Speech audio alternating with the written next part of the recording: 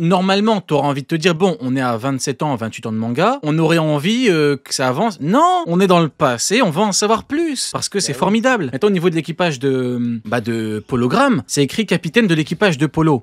Donc il a un équipage. Mais l'équipage de Pologramme ont-ils perdu la vie? Est-ce qu'ils se sont enfuis? Est-ce que son fils est dans l'équipage? Est-ce qu'il va rejoindre Newgate avec son fils? Ils vont faire une bataille, il va mourir, il va dire à Newgate, prends mon fils, je te fais confiance. Et c'est là où Newgate aura beaucoup plus envie, tu sais, de recueillir les enfants sans parents. C'est beau, tu vois ou pas? Mais...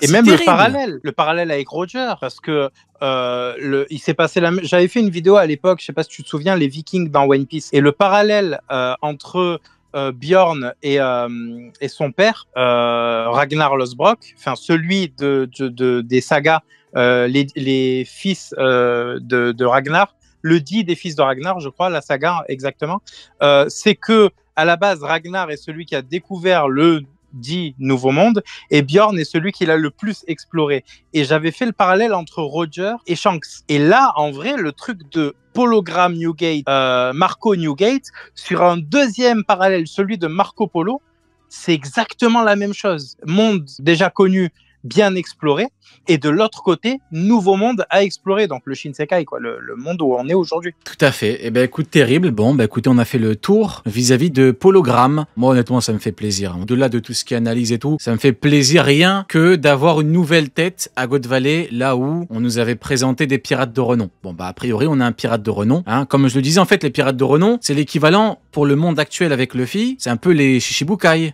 C'est eux les pirates de renom. C'est des mecs qui sont censés être un petit peu âgés, donc la quarantaine, la cinquantaine.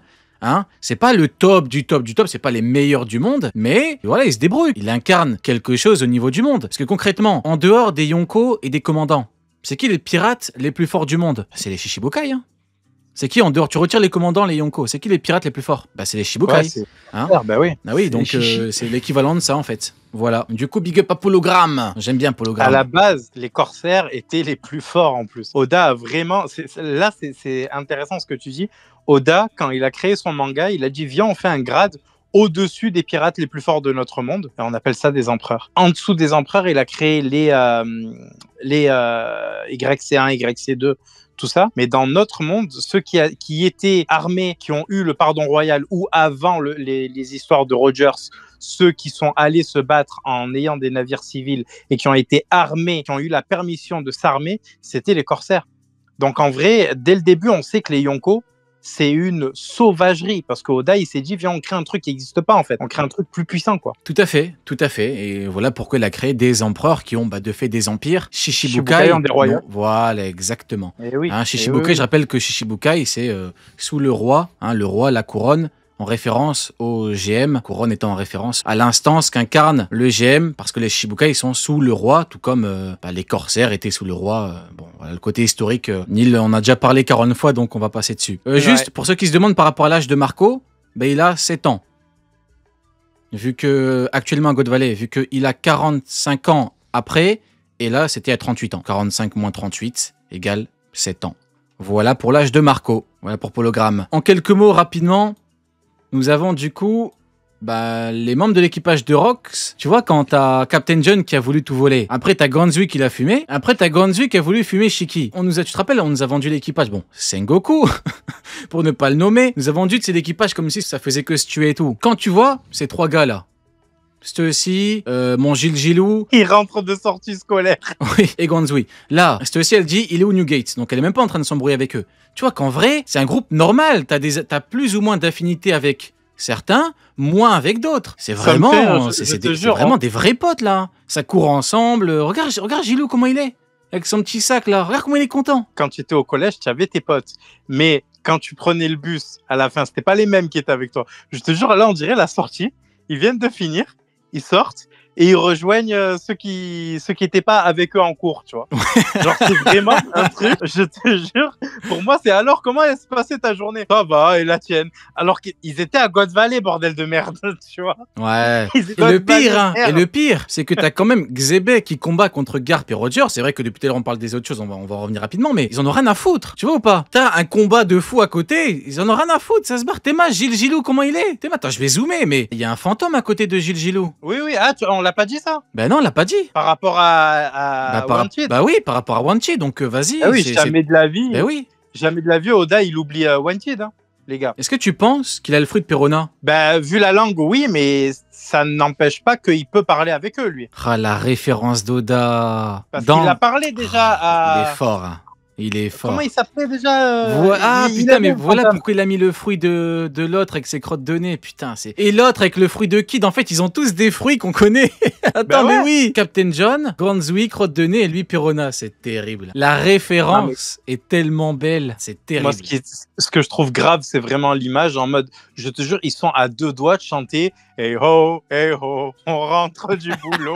Ils ont, je te jure, frérot, ça me fume. Ouais, j'ai genre, ils sont en mode, bon, les gars, on fait quoi maintenant? On y va, hein. Ouais, c'est frère, terrible. c'est pas un goûter. T'es à God Valley, tu vois. Ouais, mais en fait, c'est paradoxal parce que tu me dis on est à God Valley. Quand tu les regardes là, en termes physiquement parlant, je te parle pas de leur ambiance. Physiquement, on dirait ils ont combattu là? On dirait ils ont combattu honnêtement?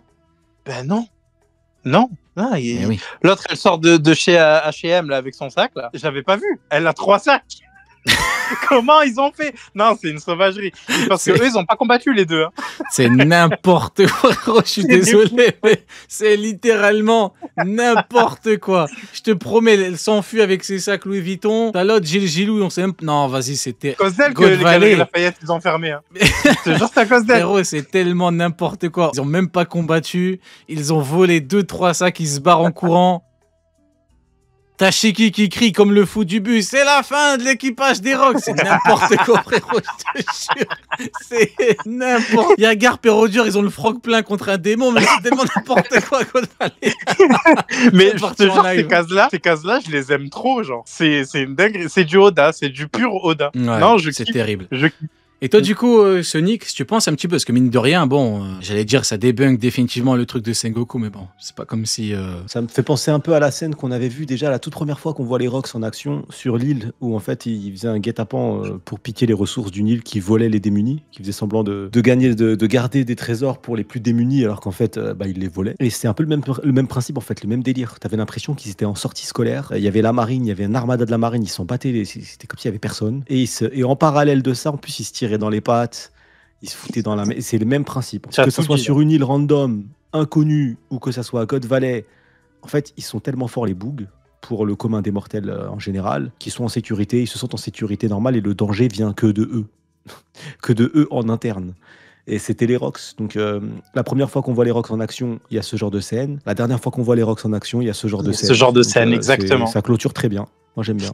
Et Shiki, frérot, il a pris Ganzui, il lui a dit « Rends les bijoux de la couronne !»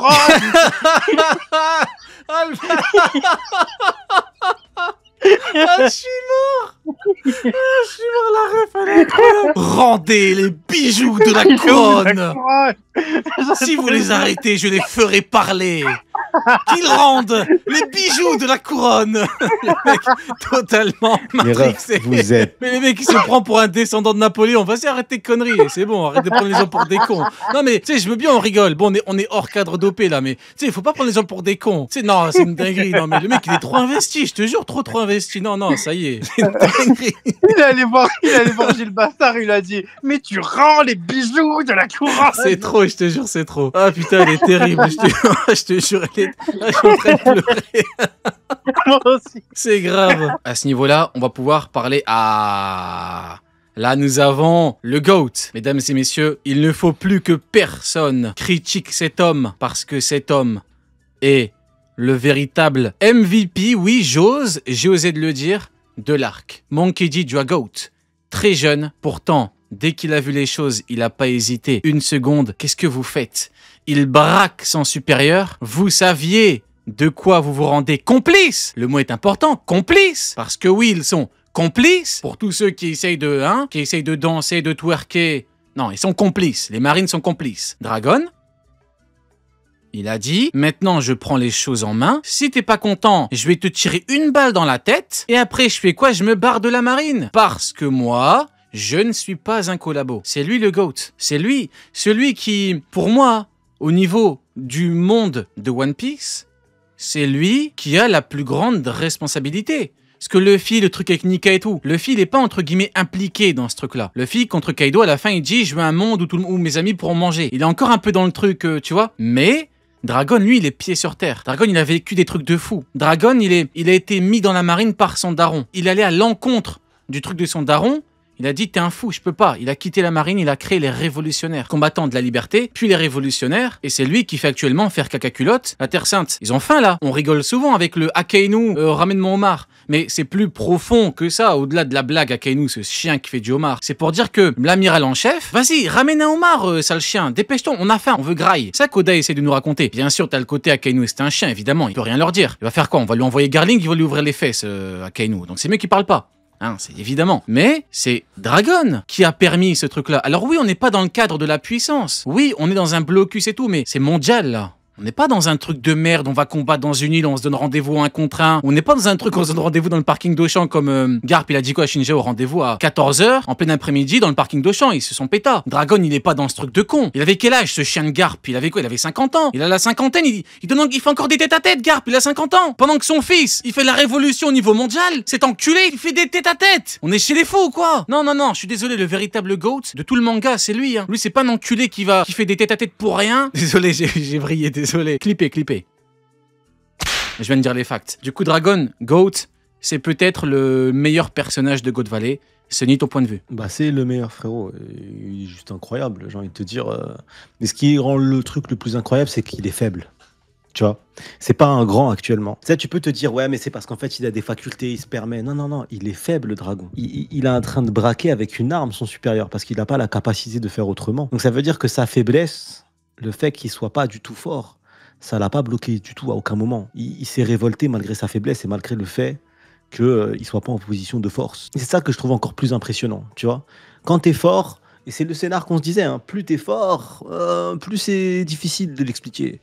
Là, c'est le faible qui est capable de se dire, mais même si c'est la mort qui m'accueille derrière, je peux pas accepter ces choses-là, en fait. C'est inacceptable. Et donc, il braque. Il a pas réfléchi en se disant, ouais, bon, il y a quand même des bons gars avec moi, faut que j'aide les soldats. Non, il était pas dans ça.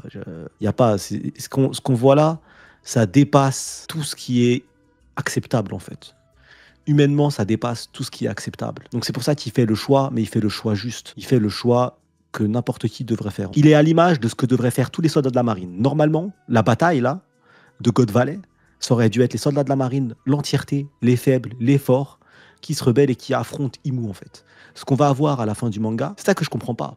C'est pourquoi est-ce que les gens, là, actuellement, ils veulent que, à la fin du manga, pour affronter Imu et le gouvernement mondial, la marine se révolte dans son entièreté. Okay. La marine se révolte dans son entièreté et ils affrontent Imu et le mal. Mais pourquoi ils veulent pas que ça arrive à Goat Valley? La marine, là, en l'occurrence, pourquoi ils se sont pas révoltés? C'est tellement écœurant ce qui se passe. Et finalement, t'as Xebec, t'as Roger, t'as pas que Garp, t'as tous les soldats de la marine qui décident de se retourner face à Imu et face à ce Saturne Imu et de le monter en l'air. Enfin, tout du moins d'essayer. C'est pas ce qu'on a eu. Et la marine a été complice. Il y a aucune raison. Il y a absolument rien de justifiable. Et il n'y a rien, tu peux te dire oui, mais quand tu bombardes des bébés, parce qu'il y a clairement, ils ont bombardé à un moment un bébé, parce qu'ils ont un enfant, c'était pas un bébé, c'est un enfant, barbe noire. Ils ont bombardé en essayant de fumer lui et sa daronne. Quand tu bombardes des civils innocents, il n'y a rien du tout, en fait. Il n'y a rien tu peux pas justifier. Oui, mais en fait, il y a des bons gars quand même. Non, tu peux pas justifier ça. Ils ont fait même pire, carrément, quand tu disais Teach, ils l'ont créé, en fait. Oui, mais là, tu vois, les actions de soldats qui ont accepté de tirer, par exemple, à un moment, ils disent, ouais, il y a des civils, ouais, mais bombarde, ils sont pas affiliés au gouvernement mondial. Enfin, voilà, c'est une réflexion de soldats crasseux, d'une institution crasseuse. Et c'est pour ça que la réaction de Dragon, elle est magnifique. C'est qu'il s'est pas mêlé à eux. Lui, il s'en fout, en fait. Il n'y a pas de ça. Donc, la réaction de Dragon, c'est la réaction du GOAT qu'il est, alors qu'il est faible. C'est magnifique. Et toi, Neil?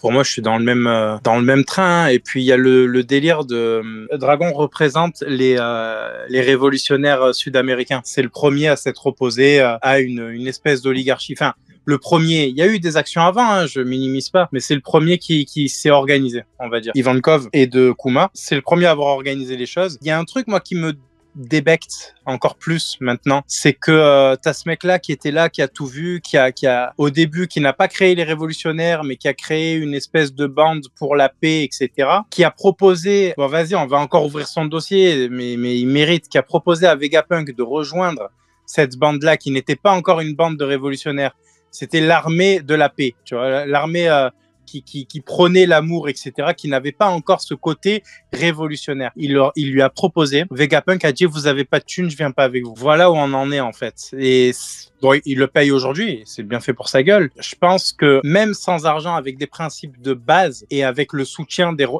royaumes qui ont soutenu plus tard les révolutionnaires, il serait arrivé à des résultats plus utiles, le Vegapunk. Ouais. Beaucoup plus utiles. Tout à fait. Bah écoute, avant de passer au sujet suivant, je vous laisse admirer, on en parlera après, parce que mine de rien, on a beaucoup parlé pendant la cross, mais il nous reste quand même le plus gros dossier, parce qu'il y avait le côté puissance que j'ai factuellement débunké. Beaucoup vont venir pleurer, mais tant pis pour vous. Hein, c'est comme ça, ce qui est factuel est factuel. Après, on a également le côté, parce que Garp, t'as le combattant et l'homme. Le combattant, on a parlé du plus gros, mais on parlera également après de la suite.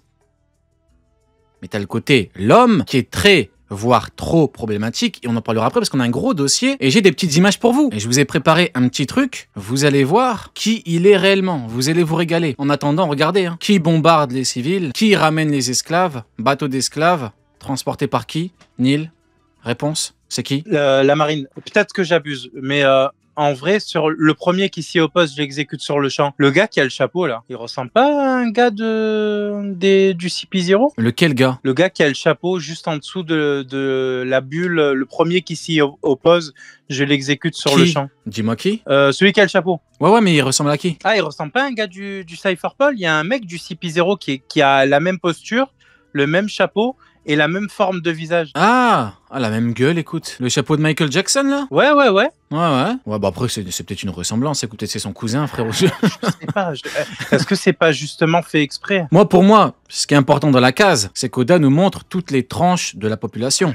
Enfants, vieilles dames, hommes de la cinquantaine, peut-être un peu plus, et femmes. T'as tout le monde, en fait. Ouais. Donc, en fait, tu vois qu'il n'y a pas de distinction. Tout le monde se fait bombarder. Que tu sois une femme, un homme, rien à foutre. Hein, peut-être que les femmes et les enfants d'abord, parce qu'ils les exécutent en premier, à la limite. Mais il n'y a pas de... Non. C'est tout le monde est sur le même bateau. C'est terrible. Qu'est-ce que tu veux que je te dise?